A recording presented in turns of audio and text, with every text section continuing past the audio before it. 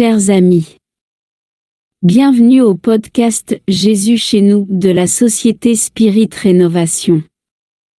Lors de cette rencontre, nous lirons le chapitre 119 du livre Chemin, Vérité et Vie de l'Esprit Emmanuel, psychographié par le médium Chico Xavier.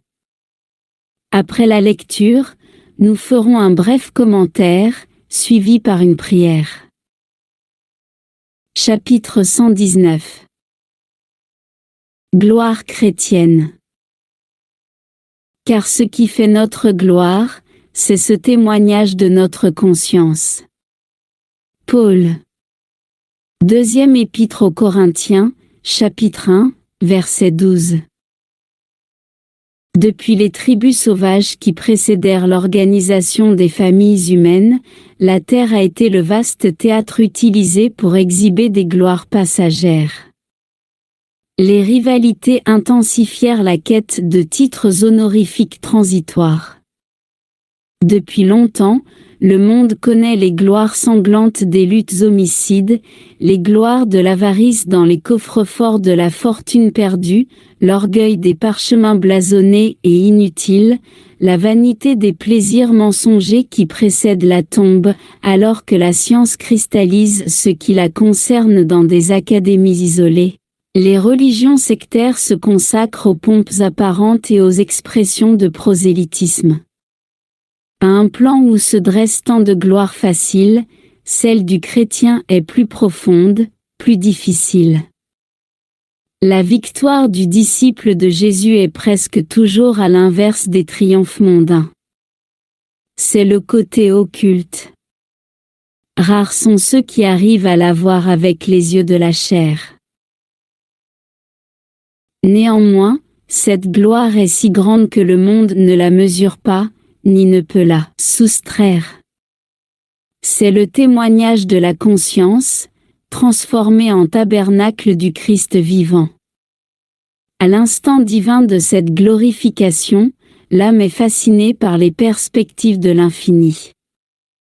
Quelque chose d'étrange se produit dans la crypte mystérieuse du cœur, le Fils trouve son Père en pleine éternité. Kardec demande aux esprits dans la question 621 du Livre des Esprits, où est écrite la loi de Dieu, et la réponse est simple et directe, dans la conscience. Et alors, qu'est-ce que la conscience ? La conscience, dans sa définition la plus simple, est le sentiment ou la connaissance qui permet à l'être humain d'expérimenter, de vivre ou de comprendre des aspects ou la totalité de son monde intérieur ainsi que le sens ou la perception que nous possédons de ce qui est moralement bien ou mal dans les actes et les motivations individuelles. C'est là, dans notre conscience, que réside le jugement de nos actes et de nos pensées les plus profondes, et c'est aussi là que se trouve le trésor où nous conservons nos biens les plus précieux. Notre prospérité ne se résume pas à l'aspect matériel de l'argent sur nos comptes en banque, aux possessions ou aux biens matériels que nous possédons, mais elle se présente à travers ce qui ressort de notre monde intérieur. Elle se révèle à travers les expériences et des nobles connaissances que nous accumulons.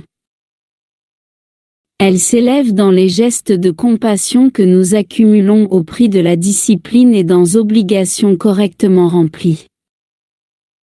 La charité est le chemin droit de la conscience, mais le sens du don, comme l'a enseigné Jésus, est beaucoup plus profond. Donner ce que nous possédons, c'est rendre au monde le quota de notre dette envers la bonté divine, mais se donner soi-même, au bénéfice des autres, par notre sueur, notre renoncement, notre silence ou notre sourire, c'est réaliser l'investissement du vrai bonheur qui nous guidera de l'ombre terrestre à la lumière spirituelle. En clôturant notre rencontre, élevons nos pensées. Seigneur Jésus, aide-nous à comprendre que toutes les opportunités d'étude et de progrès, d'amélioration et d'éducation constituent des talents que Dieu nous prête, afin que nous puissions collaborer avec lui à l'extension de l'œuvre divine.